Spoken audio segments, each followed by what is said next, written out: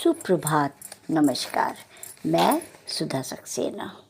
संगीत की दुनिया में अनेक प्रकार के वाद्य हमें देखने को मिलते हैं और ये वाद्य और संगीत हमारे जीवन को सरल, सहज, मधुर और रिलैक्स मतलब कि आराम प्रदान करते हैं। हमें हमारी मानसिक स्थितियों को शांत करते हैं। वो वाद्य हारमोनियम, तबला, मृदंग, सारंगी इत्यादि अनेक वाद्य हैं जो कि बजाए जाते हैं। लेकिन इन सभी वाद्य में बांसुरी अपना एक अलग स्थान रखती है। बांसुरी को बजाना योग से कम नहीं होता है। मैं आज इसी बांसुरी पर ही कुछ चर्चा करना चाहती हूँ। प्रयागराज की पुत्री मैं जन्माष्टमी के अवसर पर बांसुरी वादन आज भी मुझे विह्वल आह्लादित कर देता है और मेरी स्मृतियों में वो बचपन आ जाता है। वहाँ उस प्रकार से जो जन्माष्टमी जन्मोत्सव मनाया जाता है वह हल्दी पानी से नहाना, खास तरह की खीर का बनना और भगवान के जन्म की धूमधाम होना, यह सभी मेरी स्मृतियों में आज भी ताज़ा है। जब बांसुरी बजती है तब श्री कृष्ण के जन्मोत्सव का उल्लास अलग ही होता है। ईश्वर की कृष्ण से अब उन्हीं का वाद्य उन जीवन को एक नई दिशा दिखाता है। भगवान कृष्णा के इस वाद्य यंत्र में कहीं कोई चमड़ा नहीं है, कोई तार नहीं है, केवल बांस का एक टुकड़ा भर है जिसमें पूरे संगीत की संभावना समाई हुई है। इस जन्मोत्सव के मौके पर जब बांसुरी का वादन होता है तब अब मीडिया के माध्यम से जब मैं बांसुरी का वादन सुनती हूँ तो जीवन का एक अलग ही रूप मुझे देखने में आता है।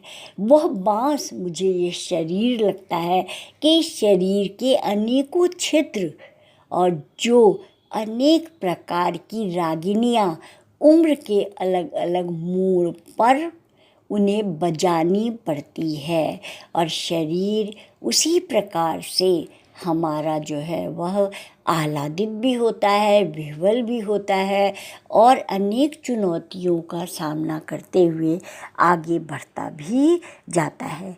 भगवान का वाद्य जिस प्रकार से पूजा जाता है या जिस प्रकार से हम यदि उसके छिद्रों के द्वारा बजाई गई ध्वनियों के महत्व को देखें, उसको सुने, उस पर चिंतन करें तो हमें अपने जीवन से मिलता जुलता लगेगा।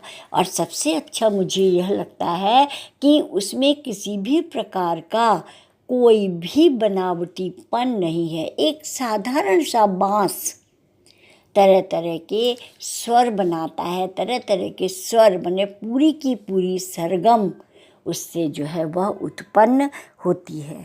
एक बात और है कि कृष्ण की मुरली एक सुरक्षित वाद्य है।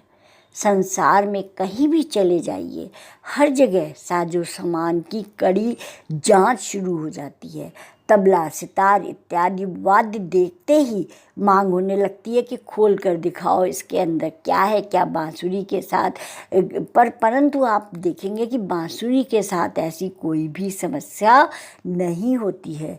भगवान का यह वाद्य हर जगह आसानी से पहुंच जाता है। लगभग हर क्षेत्र में, हर जगह जो है यह बांसुरी आपको अनेक रूपों में और विभिन्न प्रकार से देखने को मिलेगी। तो यदि हम देखें तो मानव का पूरा जीवन ही इस बांसुरी में प्रतिबिंबित होता है। और इस तरह से अगर हम देखें तो बांसुरी बजाना योग से कम नहीं है। उसमें सांसों की पूर्ण व्यायाम होता है। सांसों को नियंत्रित करने की पद्धति है वो। उसके द्वारा ही सांसों को नियंत्रित करके ही हम स्वरों को निकाल पाते हैं या किसी भी गीत को स्वरबद्ध कर पाते हैं। तो इस प्रकार से अगर हम देखें तो प्राणायाम की जो अनेक विधियां हैं उनमें से एक विधि हमारा बांसुरी वादन भी हो जाता है। और इसीलिए श्री कृष्ण श्रेष्ठतम योगी कहे जाते हैं और दुनिया उन्हें आदर्श मानती है।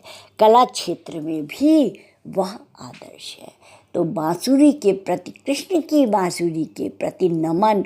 बांसुरी का स्वर सदैव कर्णों को आकर्षक, प्रिय और मधुर लगता है। तो आज इतना ही। आप सब ने मेरे चैनल को लाइक और सब्सक्राइब किया, उसके लिए अतिशय धन्यवाद। यदि चर्चा अच्छी लगती है तो इसे अवश्य आगे बढ़ाएं। धन्यवाद। नमस्कार।